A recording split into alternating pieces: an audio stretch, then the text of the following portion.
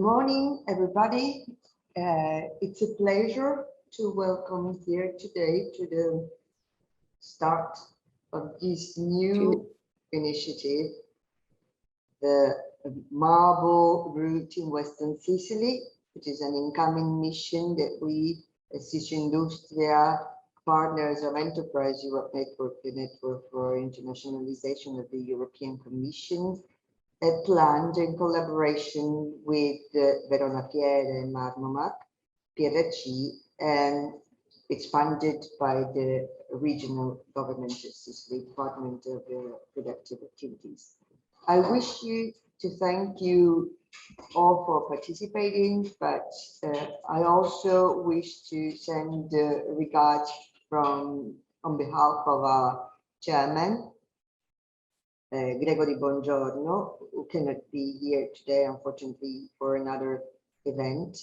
And it's a pleasure to welcome to a new challenge to an extraordinary area of Sicily for an extraordinary sector, the one of marbles. The companies that you'll meet if you participate in the mission are companies located on the western side of Sicily, nearby Trapani, and there are different kinds. There are some marble sawmills, marble producers, so you go and have the opportunity to visit the quarries and see directly the kind of precious materials that they produce. And I list the name of the companies that you will meet. So Bellanova, Calandra, Casteltermini, Coppola, Ducale, Perla Marmi, Sicil Perlatino, Sofil, and Sud Marmi.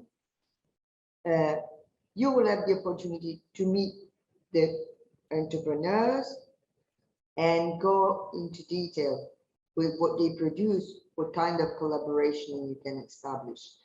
I don't want to take too much time. I remind you that if you want to have the different interpretation, you can click on the bottom on the right side below, on the bottom. And I wish you to introduce our chairman of the marble section, Giovanni Castiglione.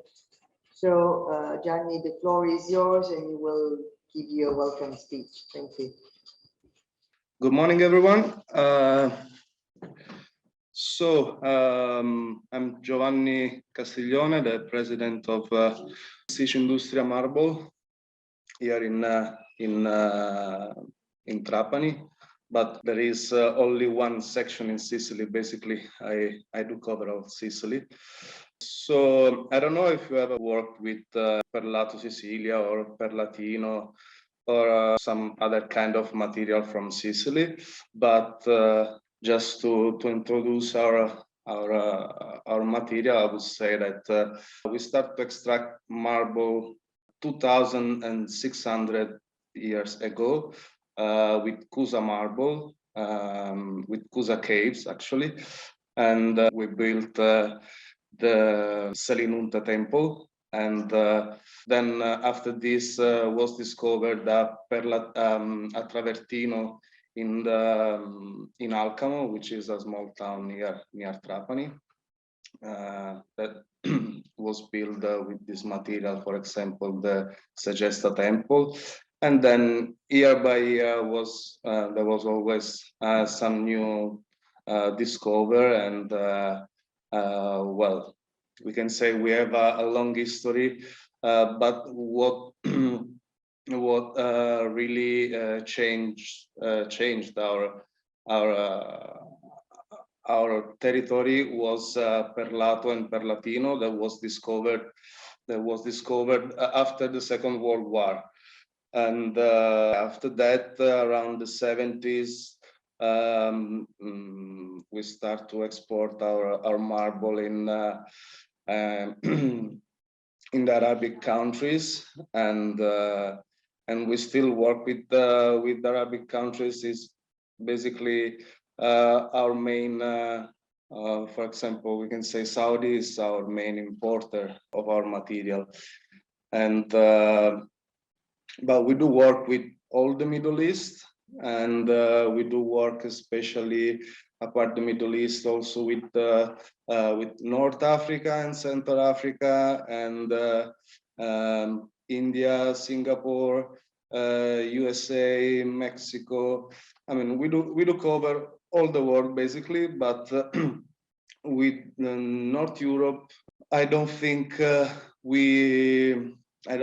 are too many companies working with North Europe, maybe because they are always looking for a certain kind of working the material, because we can say we used to work especially with like commercial choice, first choice, but our aim has always been like making a lot of containers, making numbers. Now I think it's the right time to diversify our way of working, and so we can say working with projects, with architects, and especially also with our colorful material like the libeccio, which is one of the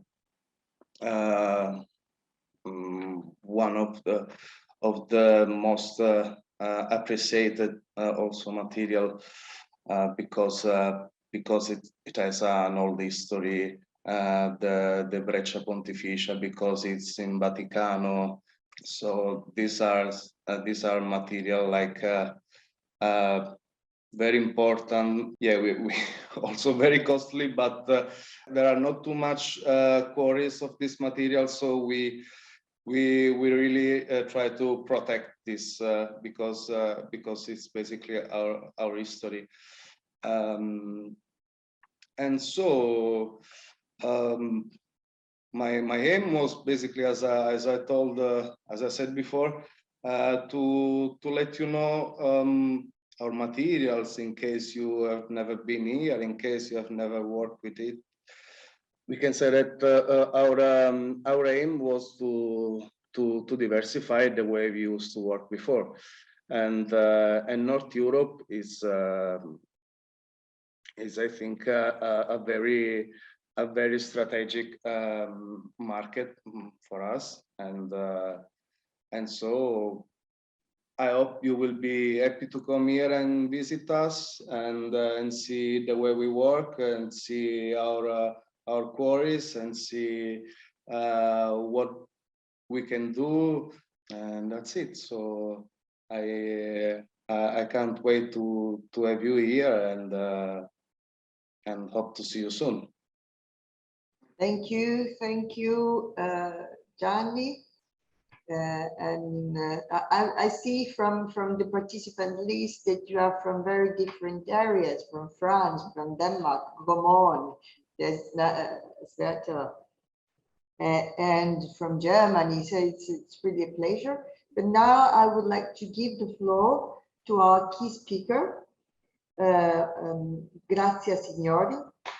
She's a Eurogeologist, and she's also the chairwoman of the Italian Standardization Committee of the Natural Stones, and also a lecturer of Marmomac Academy. So it will be a pleasure to give you the floor, Grazia. The floor is yours. Thank you. Hello to everybody. Sorry, some problems with my line, with my PC, but I'm okay now, so I think we can be ready to start. Welcome to everybody from me too. Just a quick presentation of mine. So I'm a Eurogeologist, and I've been working with natural stones since 1999, which means from last century. Maybe most of you did already. And I've been working for a third-party testing laboratory for 16 years. So which means that I've been testing plenty of stones. So my knowledge right now is dedicated to the use of natural stones for buildings. And of course, it's a pleasure for me to be here and to meet you and to introduce you these beautiful materials that will surprise you as they did to me, because we chose as a title Sea, Fossils, Wind, and Man, the Surprising Nature of Sicilian Stones. That's because whenever we talk about natural stones, we talk about nature, and we talk about something that is landscape. This is a beautiful temple, not so far away from the quarries you will visit. This is the Sejesta Temple, completely made of stones many centuries ago. And nature means also geodiversity, which means that each place has different stones, and especially in a place like Sicily, which is in the very heart of the Mediterranean Sea, and the culture of natural stone is so deeply rooted in our origin that you will see a lot of natural stones completely different from one place for the other one. And so when nature becomes dimension stones, nature becomes dimension stones when we have culture. The culture we have in the Mediterranean area and Sicily especially, and so the rest of Italy, is really the key point, the connection between nature and dimension stones. Not all the rocks become dimension stones. You need to have a special condition as a quarry, but you also have to special culture to appreciate and to work it in a successful way. So culture means understanding, and whenever we understand things, we have successful results. This is a very nice example of a very special place you have in Sicily, which is Orecchia di Dioniso. It's a special place in Siracusa. And what you see here is the rest of an ancient, very ancient quarry dating back, I think, 20 centuries ago. So it's a really very special place that makes you understand how long is the relationship between man and stone there. I already told you about the Sejesta Temple. I hope you have the chance to come and visit the quarries and maybe also have the chance to visit it. And again, you see how the skill of the use of the natural stone dates back in ancient times. Here we are in Erice, not far away from the quarries, and again a very beautiful small town village on the top of the hill, completely built on stones, on the very ancient quarries of the same materials that are exploited right now by the companies you will meet soon. And again, another example, just 2 centuries. Here we are with the Baroque at Noto, but again, the use of stone. And just to finish, a very beautiful place that again is man and stone.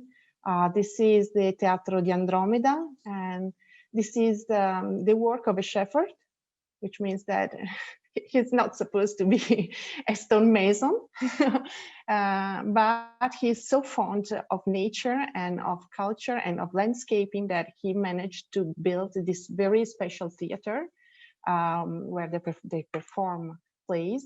But again, it's built a couple of decades ago, I guess, very, very, very recent.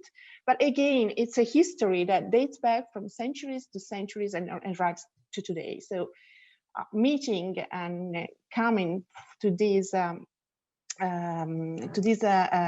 experience is really something that makes you realize how long is the relationship between the territory and the stone. And again, there is a very famous architect dating back the first half of the last century. That was architect Salvatore Roberti Caronia, that, in my opinion, explained in a very, very smart way these relationships. So I'd like to read it to you. The architect must indeed feel the matter, so that it becomes a living thing for him, and from his raw conception, it ascends to the field of ideas and acquires its own power of expression. But to reach this sensitivity, we first need to know all the characteristics of a material, its strengths requirements, its processing possibilities, its way of behaving over time with respect to atmospheric agents of use, the effects that they can draw each under the light. For the architect who possesses the sensitivity to which we have mentioned, the tuffs, the sandstone, the limestone, the travertines, the marbles, the granites are instruments that, wisely excited, speak their language, now rough and now strong, now solemn and eternal, now refined and gentle. These are the words of this language: the size of the blocks, the color, the surface finish. So this is almost 85 years old, this little phrase, but it's still really very nowadays updated. It's still reliable today. Okay, and you will see, hopefully during my presentation, but mainly when you come to Sicily and visit the companies, you'll see this.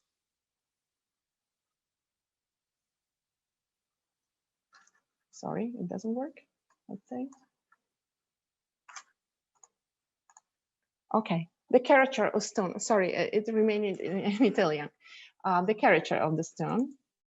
And it's a thing that I like to call the evocative power of stone, which is something that it's not really a piece of stone. It's something that reminds you something.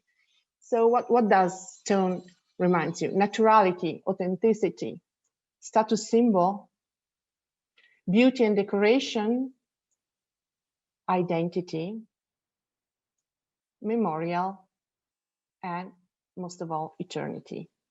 These are all the meanings that stones bring with them. So please keep in mind, whatever you're choosing a natural stone.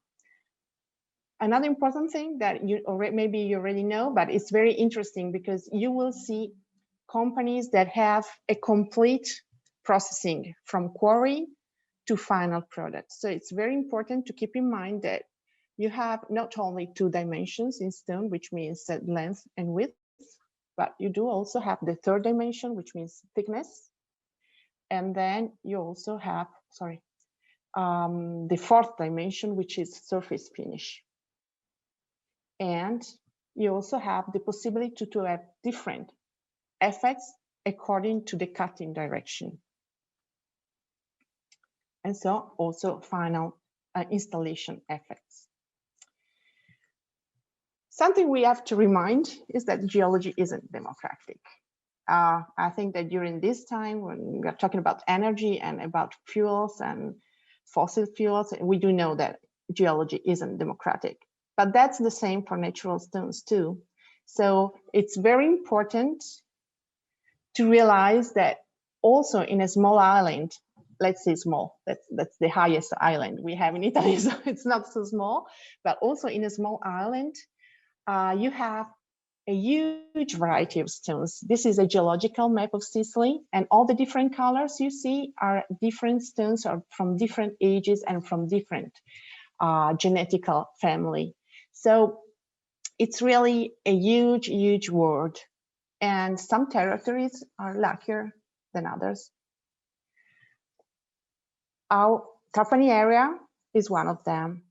This is a geological sketch. I want to bore you, I do not want to bore you, but just would like to show you something thanks to a very interesting research work from Vincenzo Randazzo. And here you see where the Custonacci area is. And you'll see that all these rocks are dating back to the Cretaceous time, when this area was a very nice reef. There was the sea. We were not at this latitude, we were a little bit southern. So the condition was something like tropical. And within this reef, lots of things were happening, let's say. So here we have here's the reef, and then all the deposits of limestone, of lime, and a lot of fossils kept stacking year by year, day by. We geology always talk about millennials and million of years, so that's what happened. So many centuries and thousands and millions of years of this reef with plenty of fossils. Lots of animals used to live here, and along this slope, most of them just used to roll down and to break into small fragments. And the reason why the Sicilian marble are so rich of fossil is that this sea was a really special place to live. It's very interesting because plenty of fossils you can find here. You can find crinoids, you can find bivalves, you can find other shells, but mainly you have rudist. Rudist is a special animal that just got extincted during that time. So at the end of the Cretaceous time, we do not have any rudist left. So the very interesting thing is that these marbles are interesting not only for architects, for people that would like to have a nice house with a nice nice flooring, nice cladding, but also for geologists that try to reconstruct the history of our planet. So here we have a little sketch with all the quarries, the working quarries right now. So you see that they have plenty of them. And this is very technical, but I like because the colors do help me. From quarry to quarry, you have different situation according to the stratigraphic record, but you do still have the special rock that it becomes a natural stone. So it's a very, very gifted area. As President Giovanni Castiglione said already, during the past, it was widely used, marble from this area were widely used. So here, I think all of you recognized the so-called Cattedra di San Pietro. We are in St. Peter's Church in Rome. And this is the Libeccio Antico marble that Bernini chose for this area. And then again, maybe another place you have visited. If you didn't, you have to go. This is the Caserta Royal Palace. And all these steps that you see here are monolithic steps made of stone coming from the same quarries. Here you can have a better detail and also a scale detail just to make you realize how large these monolithic steps are. Just imagine how difficult to carve and also to transport. And so, and this is another curious thing. This is the decorative stone collection. Between the 18th and the 19th century, a very famous lawyer in Rome was so fond of stones that made a collection. The collection was up to 1,000 pieces of different stones. 14 of them came from Trapani.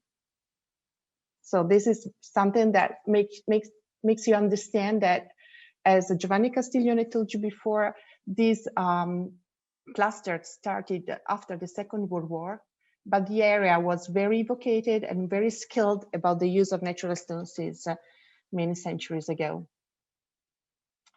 And here I'd like to show you a very quick movie dating back 1961 and telling how 51 years ago they used to quarry and process the same stone you will see during your visit.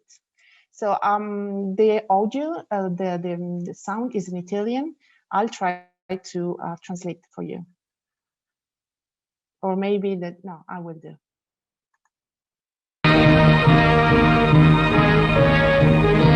300 anni or sono è nato in Sicilia l'artigianato del marmo. Da 10 anni ha cambiato molto per divenire una vera e propria attività industriale. Nella zona di Trapani è venuto alla luce un tipo pregiato di marmo, un calcare con venature dorate.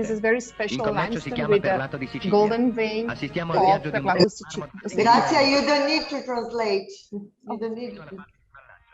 Dalle cave siciliane vengono estratti marmi rossi, madreperla, grigio argento e travertino. In cifre 50.000 tonnellate annue di materiale lapideo pregiato esce dalle cave siciliane, di cui 12.000 tonnellate per 2 miliardi di lire sono esportate negli Stati Uniti e nel Medio Oriente.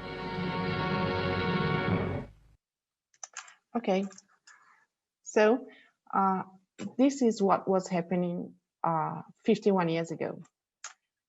And now I'd like to show you something that is happening now, that you just a quick overview that you will visit soon. This is Perlato Sicilia. This is Perlatino Sicilia. The difference between Perlato and Perlatino are the sizes of the very nice mother of pearl clusters you can see.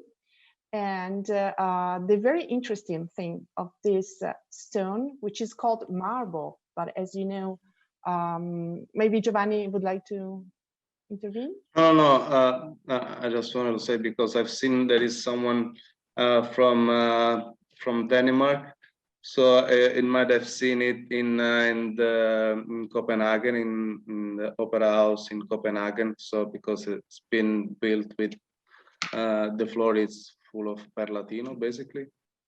So for sure they might know it. Yes, I will show you later. No problem. Thank you. And no problem. Thank you so much, Giovanni. And so I was telling you that this is not really a marble from a geological point of view. It's a limestone from a geological point of view, but from a processing, from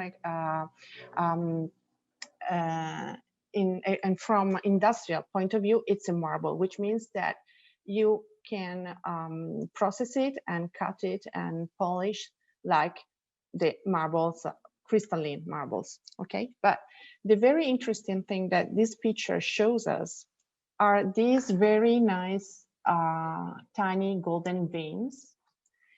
We geologists call them giunti stylolitici, which are stylolytic joints, and are something like the same thing we have between our bones on the skull.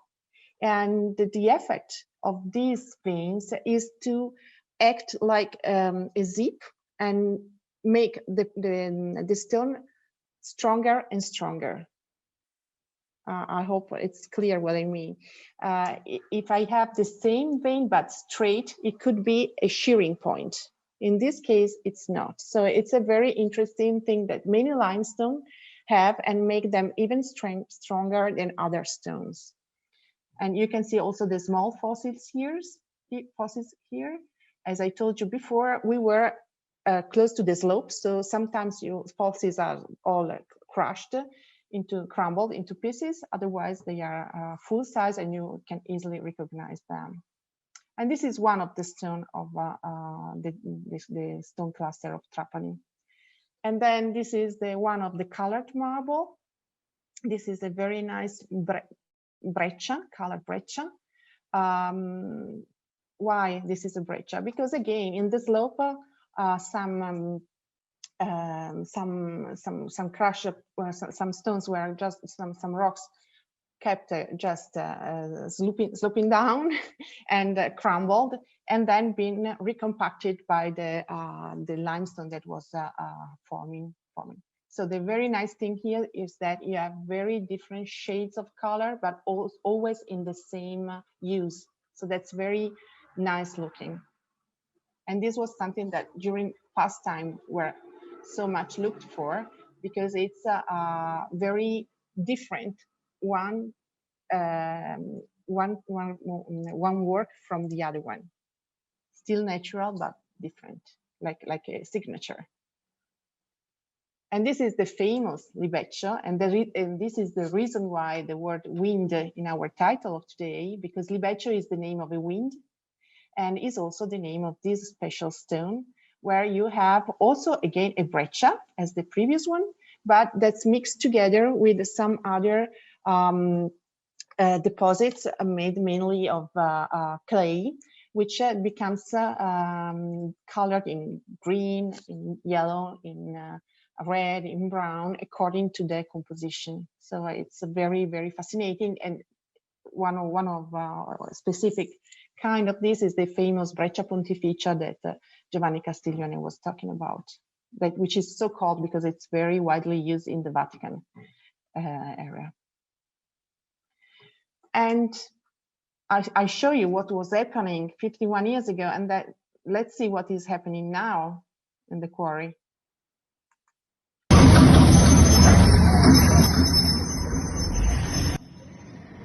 What you see here is a huge piece of stone cut from the quarry, and then just let it go down. A kind of, it looked like to be something abrupt.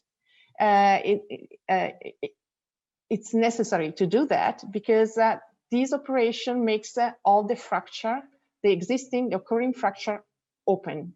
So what you see here, which is really very amazing, and we geologists always like to have people as a scale, so you can have an idea of how large this piece of stone is, right?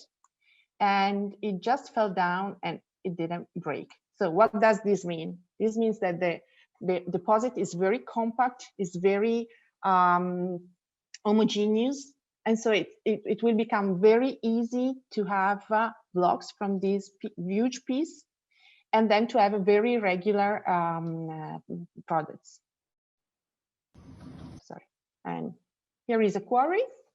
So this is the typical way of open pit quarry, which means you have huge steps and then you cut with diamond wires the blocks. So you see it's a very clean and geometrical, safe situation. This is another picture like the video before. Here again, just to make you an idea of how different can be from area to area. These are two different quarries. Huh? And what happens to the block when the blocks are cut? They go to the cutting processing in order to have slabs obtained. So here you have a disc cutting, so you can decide the thickness of the slabs.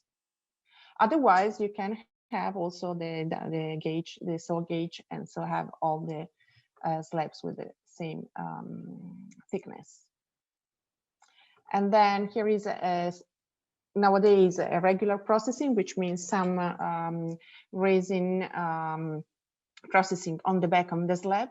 This is not for making the slab stronger, it's for making the slab easier and safer to be transported. So it's just a facility, it's just a method to have to make it easier to process and to go all around the processing facility. Here again, hand working is still the key point of the process.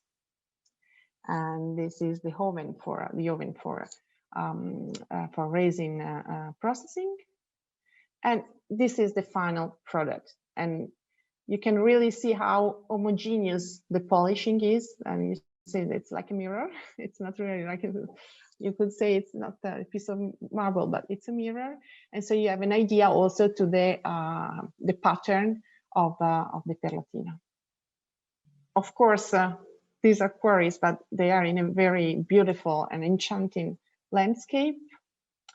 And this is another quarry from the colored marble. You see that it looks very different.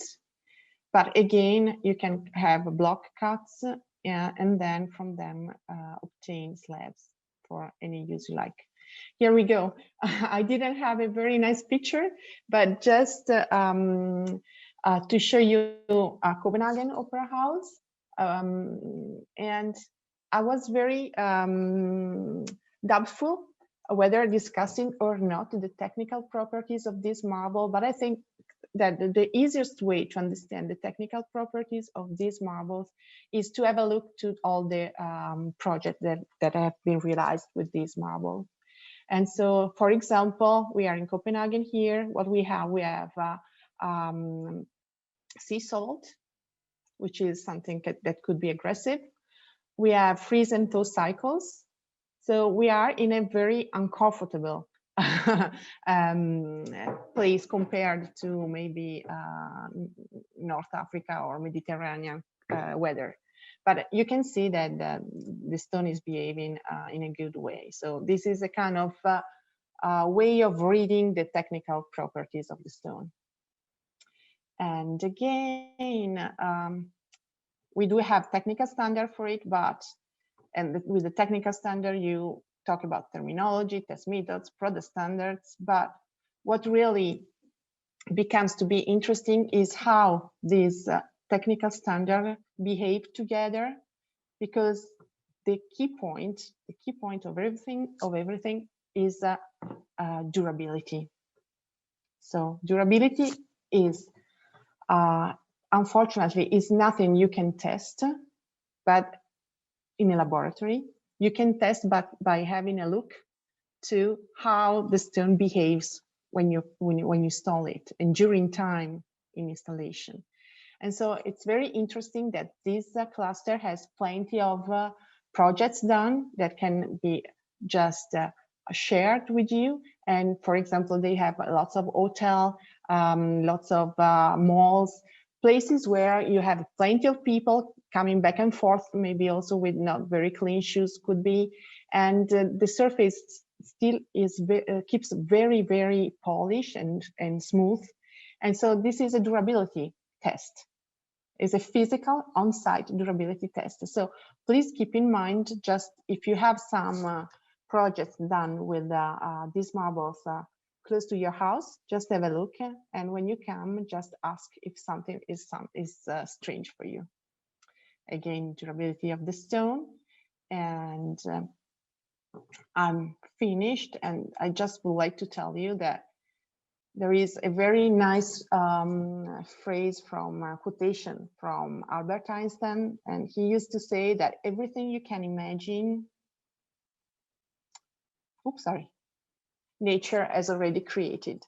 So this is a really miracle of nature, because it's a very compact stone, it's a very homogeneous one. The other are with astonishing colors, and everything is really made by nature. And every time you have something made by nature is so beautiful, so long lasting, and you never get bored of it. So thank you, Grazia. Thank you for your really enlightening presentation. And yes, we have nature. We have an amazing nature in the western side of Sicily, and this very good and durable material. So I think that now the floor is open to you, participants. If you have questions, we will be very happy to answer you.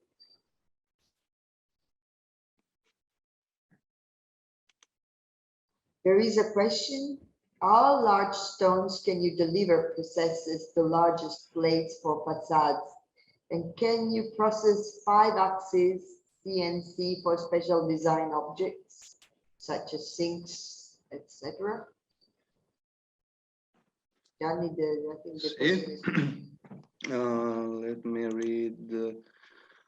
Well, we can provide any size you request. Actually, there are companies who used to sell their material as a blocks.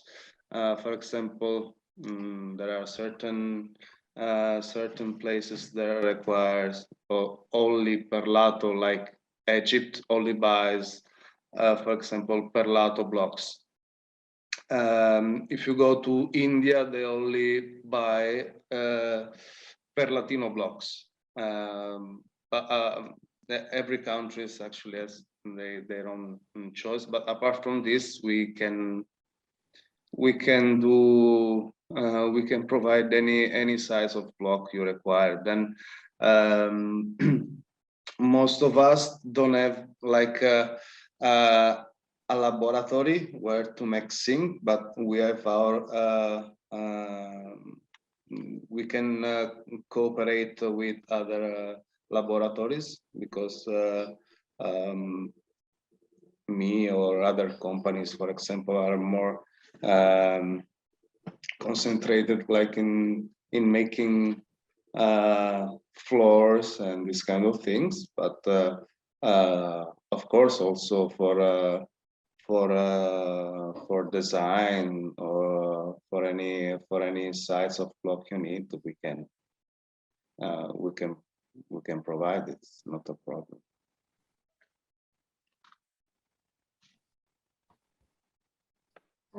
Any more questions? Thanking you for the answer. Any more questions? Of course, you will have the time to discuss with all the participants. You will have an informal moment at your arrival, because you'll have this welcome dinner where you can gather all together, producers and companies and you guests. So you'll have the time to talk more informally, and then along the days during the visits, you can go more in detail, touching the real areas of production. Yeah, we can say we in these 2 days you can like see companies that are more concentrated, like they concentrate more their job in design and in more particular we can say works, but you can also see companies who just works with projects, say, okay, I want 30,000 square meter in 6 months, then okay, this is our way of working, and that's why I wanted you to visit all kind of companies we have like in our city, in our basin. I have another question. They're asking whether you can show also tables according to the measures that they would give you, or if you can produce slates or marble stones with special sizes, according for flooring, for instance, for special floorings. Avete clienti in Francia? No, puoi chiedere se puoi fare top per cucina a misura e anche tavola a misura, e se puoi fare... Non ho capito, scusa. Chiedono se puoi fare i top per la cucina con delle misure dedicate, se puoi fare le tavole, per i top per le tavole, e se puoi fare per i pavimenti delle misure particolari. Sì. Yeah. Of course, we just put our slabs on the machine. We just write the size we want, and we're gonna have the tiles you are requesting for. Then of course we will select. I mean, if you're looking for a more homogeneous and uniform floor, we will do a certain kind of selection. Or if you are looking for something that has more like life, then of course we can a kind of mix. But it doesn't mean when we mix. When I say mix, it doesn't mean that you're gonna have like a second choice or this kind of things. It's just mixed because it's gonna be less uniform, but at the same time it's gonna be more alive in a certain way. I have a question. Of course, in this case, it will be only you who can answer, but the other producers may have different answers. If you have clients in France, and if you have long-term collaborations with France. No, for me, it has happened only a couple of small projects that I worked with, but then not me, but for sure other companies have been working with friends. But as I understand, it only happens with just a project once in a while. It's not like in Saudi that we have a monthly schedule where we have to produce like a certain number of containers per month and these kind of things. It's a different way of working. So maybe you will increase the collaboration with France after this mission. We are at your full disposal. There's a question regarding the color and kind of marble, and they're asking whether it's possible to show the photos of the stone that will be used in a way that you don't have problems with the clients afterwards. A proposito del colore di marmo, è possibile?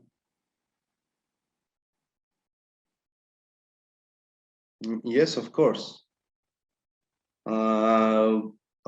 But before making a project, of course, we make a mock-up. We will show you the way it's gonna be once you will install it on the floor. And yeah, of course, we I can say whatever the clients ask, we might be ready and prompt to cooperate. Thank you, Gianni. I don't know whether there are other questions. If there are no questions, I would like to thank you all for participating in this webinar. I would like to thank the speakers, Grazia Signori, our keynote speaker, and Carlotta, and of course our chairman. And we wish to host you all. And we have also some, I see some participants from Denmark. And some of you are also architects, French, Germany, a little bit of many representatives from all Europe. So I wish to thank most of all PRC Repubbliche for the technical collaboration, and most of all Marmomac, Francesca Di Velonghi and the team from Verona Fiere for organizing this opportunity. Hope to see you all in Sicily. And I'll leave you the floor to Gianni Castiglione for the final closing words. Gianni? No, what can I say? I just thank you for being here, and I just can't wait to have you in Sicily and show you our territory, our companies, our material, and at least it would be something interesting for you and for us as well. Then what can I say? You're just welcome, and see you soon, I hope. Thank you to you all, and see you in Sicily. Ciao, have a good day, everyone. Bye. Bye-bye. Bye-bye. Ciao, ciao.